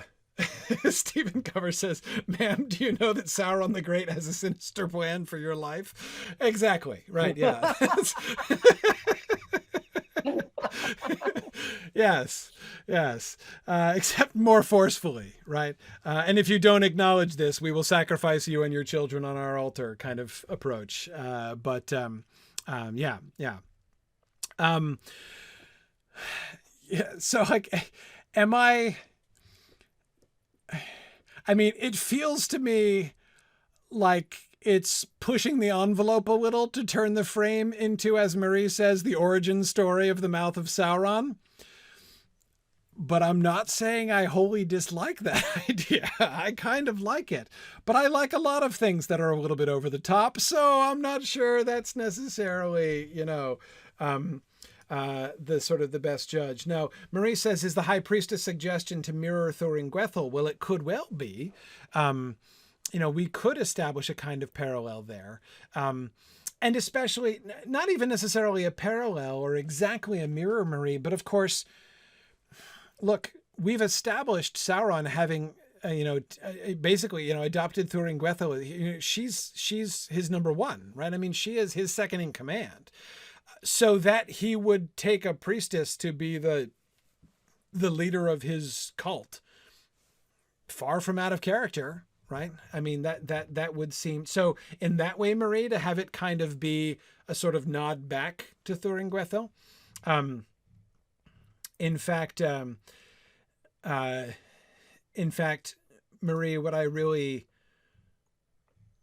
it suggests, what if the High Priestess of Sauron has like a, part of the ceremonial garb could be something like this, sort of the bat cloak of Thuringwethil, right? There could be some, I'm just saying we could work with some visual bat elements, is what I'm saying, in the getup of the High Priestess. So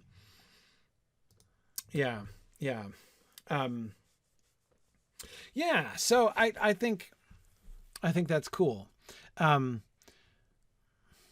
There's no reason or we could do it we could kind of do it the other way around. That is, the friend who betrays Gandalf could be a woman, right? So that the mouth of Sauron at the Black Gate could be female.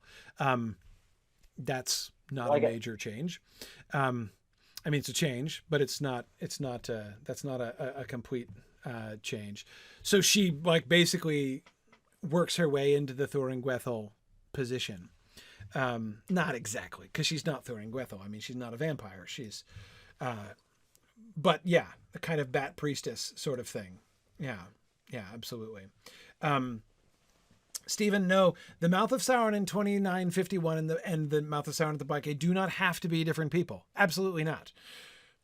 But they could be different people. And the mouth of Sauron at the Black Gate would have to be elderly, which is not impossible, but he would have to be elderly in order for it to be the same person. Like, there are some obstacles, mainly age. It's not an insuperable obstacle by any means, but it's an obstacle. I'm just saying, I don't think they have to be the same, basically.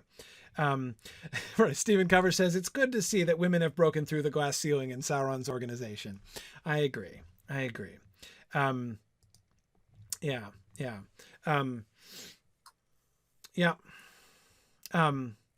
No, again, Stephen, not arguing that it's impossible. Totally not arguing it's absolutely. Black Numenor, like I said, he could be 150 at the Black Gate. Not a problem.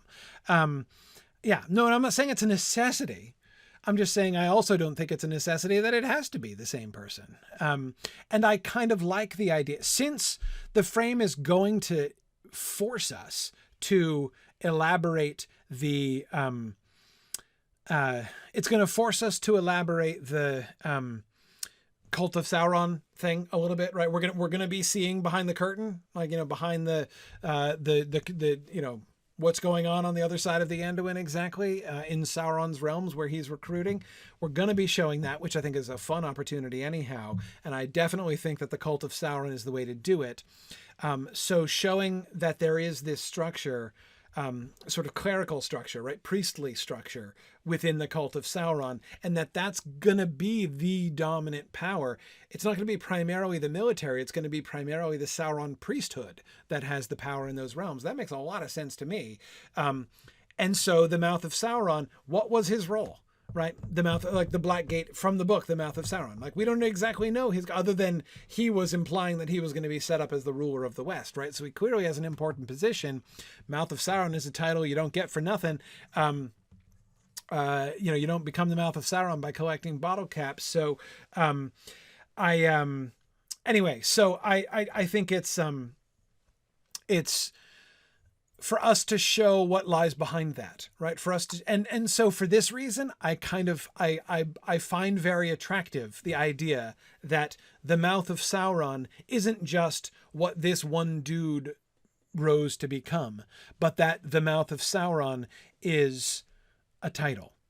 And personally, I kind of think the Mouth of Sauron is an awesome title for the High Priest of the cult of Sauron. Like, that really totally works for me.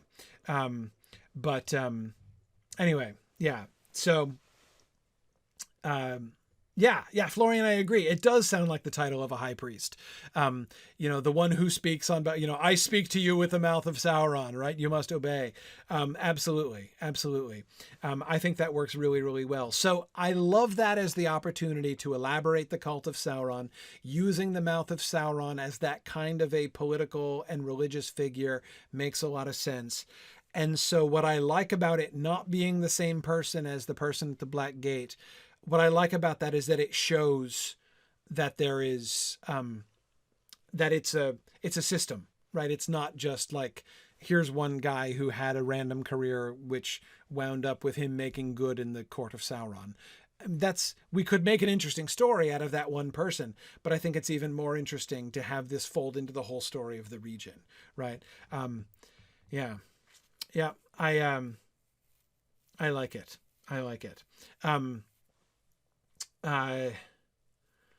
Yeah, cool. Okay. And if one or both of them is a priestess, Marie, I wasn't even thinking of the Thurin-Gwethel parallel, but I like it. I like it a lot. As a thing that Sauron would do, and be sort of comfortable with, even to have there be, again, as I suggested, open allusions to Thurin-Gwethel, sort of homages to Thurin-Gwethel in the priestess role. Okay. So yeah. Okay. I don't know. Origin story of the Mouth of Sauron is kind of appealing to me the more I think about it. Yeah. It also really shows the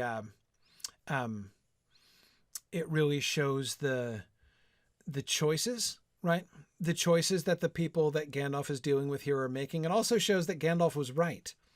That is, the people in this village, town, city, tribe, clan that he visits, they do have an important destiny in front of them. They are, in fact, going to be movers and shakers, right? It's just that one of them ends up moving and shaking for Sauron instead of against him. And the one, the one virtuous person that he takes out of the town with him, the one survivor, he can come in later on, right? I totally want to have a frame that involves, Denethor and Thengel and, pre-kindergarten Theoden running around, and I would love that. And if we can have this other Haradrim character that we bring in, I think that it would be, that would work. He could also be kind of involved there, and therefore could take part in the Thorongil series of things. And so, yeah, that's the note of hope at the end, Marie. Okay, good. So the answer to my second question, the role of Gondor, I think not. I think let's not go to Gondor.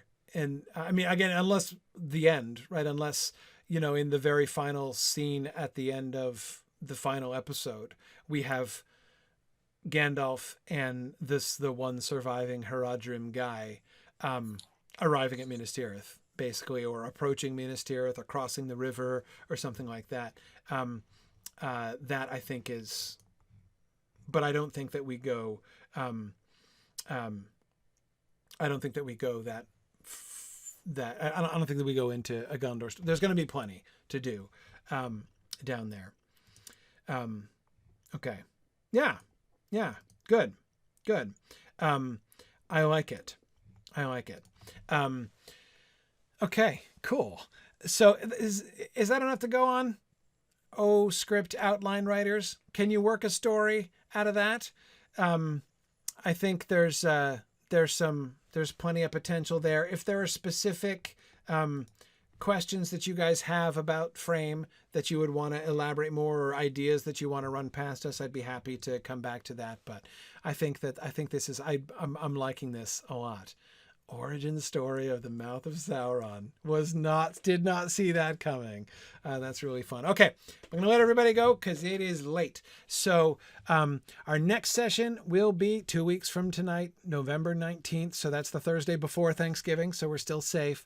And we're going to be discussing episode 1. So the hope we're going to have outline scripts. We'll see what we have. We're going to talk our way through episode 1. We'll see what questions emerge as we are reading and discussing that. So we'll be responding to the work of our script team there for episode 1. And excellent. Awesome. Rhiannon says the script is done. You're proofreading it now. Great. So look forward to reading the script, and we will talk about it next time. So make sure to go to the discussion boards and check out the script will be posted there, so folks can read it before the episode. So awesome. Looking forward to that. So we'll discuss that in our next session, and then we will we'll continue on with more stuff there, as we're now officially done with our pre-production, and we enter into production next session. So awesome. So thanks everybody for listening, and I will say, as always, thanks for listening, and Godspeed. All right. Very good, everybody. Thanks. Frame story. Thanks for the work. That was some fun stuff tonight. Yeah. That was excellent. I love this frame story, man. Yeah, this is a rockin' frame story. This is the best frame story we've had, I think. I agree. Yeah. This is fun. And it's such a wonderful example of one of the things we can do in the frame, because we're not going to be able to introduce like a Haradrim, C plot in like when we're doing the War of the Ring, right? I mean, so like when we get in the main show to this stuff, it's going to be way too late to introduce this stuff. The frame really gives us some fun opportunities there. So, yep. Yeah. Cool. All right. Agree. Awesome. Thanks so much, everybody, and we'll see you guys soon. Although the theoretical budget of our hypothetical blockbuster may be unlimited, the production budgets of this and the rest of our fun alternative educational projects are unfortunately not. If you have enjoyed joining our production team, please consider donating at signumuniversity.org/fund.